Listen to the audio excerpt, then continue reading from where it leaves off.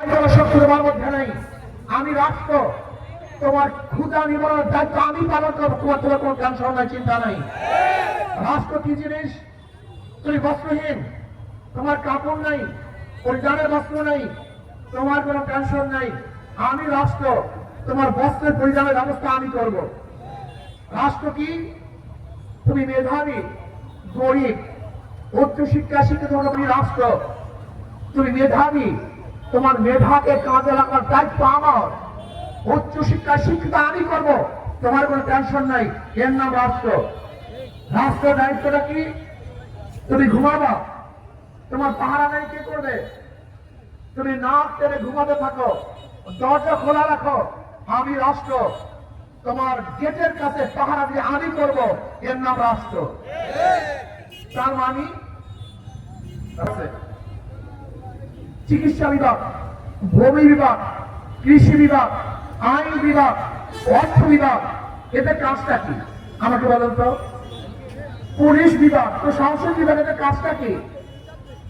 এদের কাজ হলো রাষ্ট্রের প্রত্যেক জনগণকে সেবা করা। তুমি ঘুমাবা, পুলিশ তোমার ডিউটি করবে যেন কেউ তার উপর অত্যাচার করতে না পারে।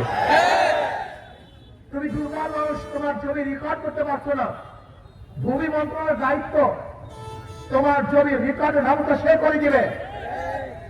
তুমি অসুস্থ, যে ব্যক্তি চিকিৎসা বিভাগে আছে, স্বাস্থ্য বিভাগে আছে, তার দায়িত্ব হলো তোমার সুচিকিৎসা করার ব্যবস্থা সে গ্রহণ করবে।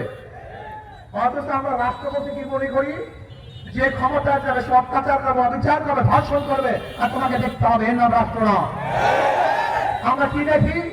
যে ক্ষমতায় থাকবে হাজার খুন করলেও খোলা আকাশে এসে ঘুমাবে, আর যে ক্ষমতায় থাকবে না অপরাধ না করলেও ফাঁসির রশিদে ঝুলতে হবে। এর নাম রাষ্ট্র না। আমরা কি দেখি? আমরা রাষ্ট্র বলতে মনে করি যারা ক্ষমতায় থাকবে তাদের দস্তারখানে হাজার রকমের খাদ্য থাকবে, আর যে ক্ষমতায় থাকবে না সে ঢুকে ঢুকে না খেয়ে মারা যাবে। এর নাম রাষ্ট্র না। আসলে রাষ্ট্রই বুঝি নেই।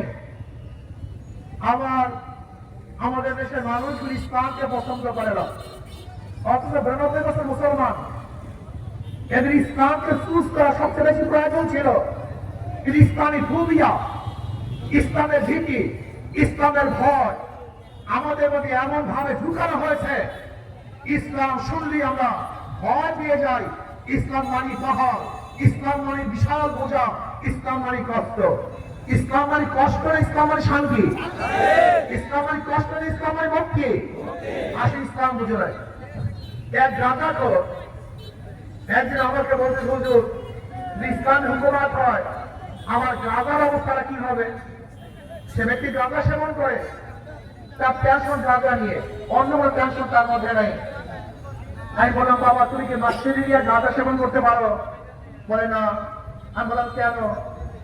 তোর হুজুর পরিবেশ নেই। আমি বললাম, ইসলাম হুকুমাত হলে গোটা বাংলাদেশকে মসজিদের পরিবেশ হয়ে যাবে, তুমি কোনো জায়গায় গাঁজা সেবন করতে পারবো না। এই কথা আপনাদের বিশ্বাস হয়নি, এই কথাও আপনাদের বিশ্বাস হয়নি। আমি উদাহরণ দিই। আচ্ছা, এখানে হাজার হাজার মানুষ আছেন, এর মধ্যে কি একটা মানুষ নাই যারা বিড়ি খান? কথা বলেন না কেন? ধূমপান করেন? এখন করেন না কেন? নিষেধ করছি, বাধা দিচ্ছি, খান না কেন? একজন কি বলে চাইছে? না। সৎ সঙ্গে সর্বনাশ, অসৎ সঙ্গে সর্বনাশ। এই গুন্ডা, বদমাশ, ডাকাত, চোর এবং ভাষ্যঘাত আমাদের পুরো সমাজকে নষ্ট করে ফেলছে, যুবক সমাজকে নষ্ট করে ফেলছে। আমরা মনে রাজনীতি মানি খারাপ না, রাজনীতি মানি রাজার নীতি। রাজনীতি মানি সর্বশ্রেষ্ঠ নীতি। পথের মধ্যে সবচেয়ে বড় পথকে বলে রাজপথ, হাঁসের মধ্যে বড় হাঁসকে বলে রাজা হাঁস। নীতির মধ্যে সর্বশ্রেষ্ঠ নীতির নাম রাজনীতি। এই রাজনীতি করবে কারা? আদর্শবান, চরিত্রবান, নীতিবান, কোন লম্পট টাকা খুঁড়িতে রাজনীতি করার কোন দরকার নাই, অধিকার নাই। কিন্তু আমরা রাজনীতি কুলুষিত করে ফেলেছি, নোংরা করে ফেলেছি, জিজ্ঞাসা রাজনীতি করে ফেলেছি। এর নাম রাজনীতি না। রাজনীতি হলে মানুষকে মুক্তি দেওয়ার যে পথ পন্থা, তার নাম রাজনীতি। রাজনীতি এই নয়, দমন পীড়ন, কাউকে জুলুম অত্যাচার খুন খারাপি জেলে ঢুকিয়ে রাখার নাম রাজনীতি না। বিশ্বাস হয় না? আমার অনেকে প্রস্তাব করে, হুজুর যদি আওয়ামী লীগ আগামীতে নির্বাচনে অংশগ্রহণ না করে, আওয়ামী লীগের লিডারও তো পালিয়ে গেছে, ভোটারও তো পালায়নি, তাদের ভোট কে পাবে? আমি বললাম একেবারে প্রশ্ন যাও সহজ। ওই সমস্ত লোকেরা যাদের কাছে নিজেদের জান মালে নিরাপত্তা পাবে, তাদের কি তারা ভোট দিবে? আপনি চ্যালেঞ্জ দেন, লিখে রাখেন। ওই সমস্ত লোকগুলি যাদের কাছে জান মালে নিরাপত্তা পাবে, সুন্দর ব্যবসা করতে পারবে, বুক খুলে রাস্তা হাঁটতে পারবে, স্ত্রীর কাছে থাকতে পারবে, তাদের সন্তানকে স্নেহ করতে পারবে, বানাতে হবে না, দৌড়াতে হবে না, এমন ব্যক্তিদেরকে তারা ভোট দিবে। কোনো সন্দেহ নেই। বর্তমান হচ্ছে হিন্দুরা কাদেরকে ভোট দিবে? হিন্দুরা তো আওয়ামী লীগকে ভোট দিত, ওই একই কেস। হিন্দুরা তাদেরকেই ভোট দিবে যাদের কাছে তাদের জান মালে নিরাপত্তা পাবে, হিন্দুরা তাদেরকে ভোট দিবে। ইসলাম এমন এক ধর্ম, ইসলাম এমন এক আদর্শ, যারা ইসলাম অনুযায়ী চলে তার এমনিতে আদর্শবান হয়ে যায়। এই আপনাদের সদর আসন থেকে এই জয়নাল সাহেব দাঁড়ান, আপনি এই জয়নাল সাহেব, আপনার ধারণা কি এই হাতের মধ্যে খুনের রক্ত আছে?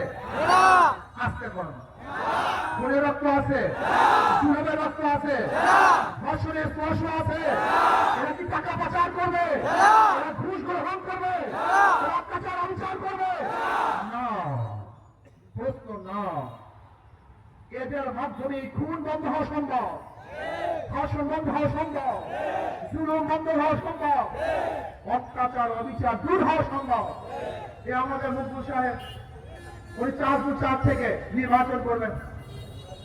সাইফুল হাদিস আল্লাহ মুখ্য সাহেব এই চেহারাগুলি যখন সংসদে সদস্য হবেন, তখন সংসদটা জান্নার বাগিচা হয়ে যাবে। এর এখন যেরকম জাহান্নামের টুকরো, তেমন হবে জান্নাতের টুকরো। আমি বিশ্বাস করি আমার যুবক বাবা, নামাজ না পড়তে পারো, রোজা না রাখতে পারো, দিন অনুযায়ী না চলতে পারো, নিজের ভালো পাগলের উপরে। এই যে দেখেন হাত পাখাটা ফুটি, ওদের সব জায়গায় ধোকাবাজি। কেমন ধোকাবাজি? যে নৌকা নিয়ে নির্বাচন করে নৌকা চালাতে পারে না, যে ধানের শেষে নির্বাচন করে নিজেরা ধান কাটতে পারে না, যারা নাঙ্গল নিয়ে নির্বাচন করে নিজেরা নাঙ্গল বইতে পারে, যারা গরু চাকা নির্বাচন করে নিজেরা গরু গাড়ি চালাতে পারে না, যারা কুঠার কুড়াল নিয়ে নির্বাচন করে নিজেরা কাঠ ফাটতে পারে না, সব প্রতীকগুলি গরিবকে। নৌকা চালায় কারা? গরিবরা। ধান কাটে কারা? জোরে বলে। নাঙ্গল চালায় কারা? সব প্রতীক গরিবদের। কিন্তু যারা নির্বাচন করে একজনও গরিব না। তার মানে